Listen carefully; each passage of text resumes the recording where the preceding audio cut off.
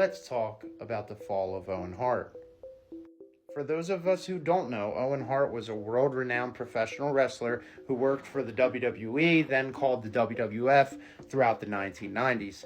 Him and his brother also worked in the company together, and he was renowned as one of the best wrestlers, period, in the world.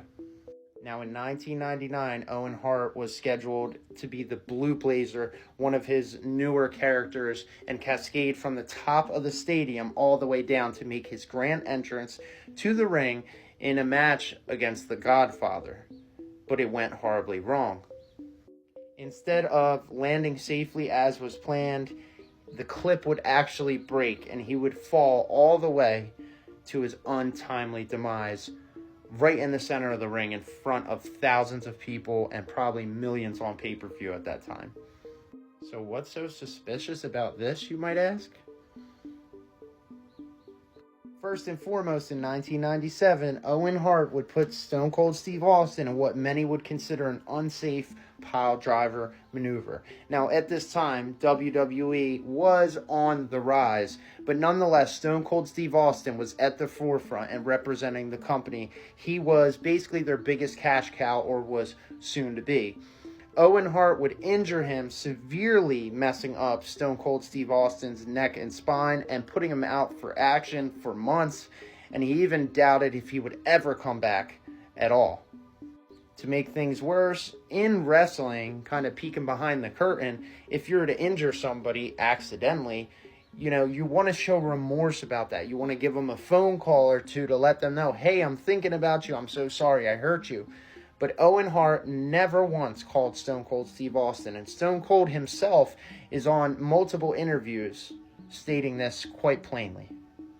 More bad blood between the McMahons and the Hart family would surface when Bret Hart left the company, tried to take the title with him, and the incident was then called this. I don't want to say it on TikTok, but nonetheless, Bret Hart spit in Mr. McMahon's face, wrote WCW to the cameras, and basically left WWE in a horrible way. So more bad blood between the McMahons and the Harts, whether it be the Stone Cold injury or... Now, fast forward back to 1999, it was clear that Vince McMahon and the powers that be in WWE certainly had a disdain for Owen Hart, simply, if not for anything else, because of his character. He would turn into the Blue Blazer, which was basically a joke of a wrestler, a parody of who Owen Hart used to be. So in a way, he was being humiliated every week on national TV, and many people saw this as revenge not only for his brother Bret leaving on such bad terms, but as well as the injury he caused Stone Cold, and of course didn't have any remorse for.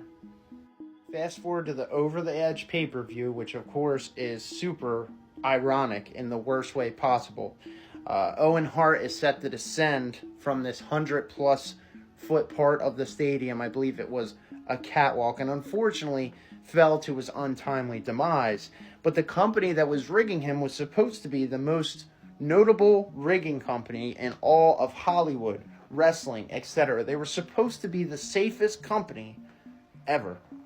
Many investigations would ensue because there was plenty of motive for the McMahons and the WWE to possibly at least play a joke on Hart by trying to make him fall or scare him. And it was actually revealed that the clip that was used to make his descension from the rafters was actually for sailboats and would crumble upon 6 pounds of pressure or more. So unfortunately, Owen Hart really never had a chance. This is just part one. I'm going to be covering more of the conspiracy side of this, but lo and behold, there is a lot of motive, and there's a lot of reason to think that there may be a possibility that Owen Hart did not fall by accident. This is part one. Follow and subscribe for more.